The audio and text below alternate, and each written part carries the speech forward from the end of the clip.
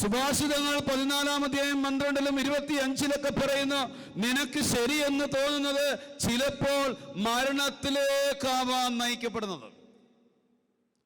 മക്കളെ, നിങ്ങൾ ഏത് മേഖലയിലാണ് അഹങ്കരിക്കുന്നത്, ആ മേഖല നിങ്ങളെ തകർത്ത് കളയും. അത് ഇന്നില്ലെങ്കിൽ നാളെ സംഭവിക്കും. നമ്മുടെ ചുറ്റുപാടുമുള്ള സോഷ്യൽ മീഡിയകളൊക്കെ തുറന്നു നോക്കിയേ, തകർന്നു പോകുന്നവരുടെ അനുഭവം ഒരു പാഠമായിട്ടിട്. മോളെ, ഇത് സംഭവിക്കുന്നതിന് മുമ്പ് പറഞ്ഞത് വേണ്ട, ബ്രദർ അങ്ങനെയൊക്കെ പറയുന്നേ.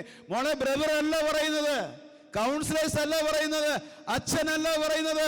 നിന്റെ പിറകെ നടക്കുന്ന നിന്റെ മഹാദുരന്തം നീ പോലും അറിയാതെ തകർച്ച പതിയിരുന്ന് ആക്രമിക്കാനിരിക്കുന്ന പിശാചിന്റെ പദ്ധതികൾ കണ്ടിട്ട് നിന്റെ കർത്താവാടി പറഞ്ഞത് അത് വേണ്ടാടിയെന്ന്. നീ അനുസരിക്കുന്നില്ല എങ്കിൽ നിന്റെ അഹങ്കാരത്തെ ചൊല്ലി രഹസ്യത്തിൽ നിന്റെ കർത്താവ് കരയും.